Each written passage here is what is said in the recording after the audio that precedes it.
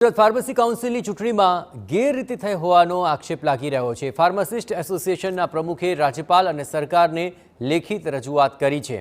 નિયમોની નેવે મૂકી ચૂંટણી પ્રક્રિયા કરી હોવાનો ફાર્માસિસ્ટ એસોસિએશનનો દાવો છે। ફાર્મસી કાઉન્સિલની ચૂંટણી રદ કરવા માટે માંગ કરાઈ છે। ચોક્કસ ઉમેદવારોને જીતાડવા ચૂંટણીમાં ગેરરીતિ કરાઈ હોવાનો આક્ષેપ થયો છે। નકલી બેલેટ પેપરનો ઉપયોગ કરી બોગસ મતદાન થયું હોવાનો પણ આક્ષેપ છે। ચૂંટણી અધિકારીની ભૂમિકા પણ શંકાસ્પદ હોવાનો પ્રમુખ દ્વારા આક્ષેપ કરાયો।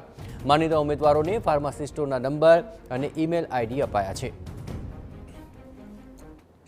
ફાર્મસી કાઉન્સિલની ચૂંટણીમાં ચૂંટણી અધિકારીની રહેમ નજર હેઠળ મતદાતા ફાર્માસિસ્ટોના મોબાઈલ નંબર, ઈમેલ આઈડી તેમજ એમને પોસ્ટ કરવામાં આવેલા બેલેટ પેપરોના પોસ્ટ ટ્રેકિંગ આઈડીની ગુપ્ત માહિતીઓ અમુક ઉમેદવારો સુધી પહોંચાડી દેવામાં આવેલી, જેના પગલે મતદાતા ફાર્માસિસ્ટોના ઘરેથી બેલેટ પેપરો ઉઘરાવવાની, ચોરવાની તેમજ ઠેર ઠેર બેલેટ પેપર કલેક્શન સેન્ટરો ગેરકાયદેસર રીતે ખોલી દેવાની ઘટનાઓ બની હતી।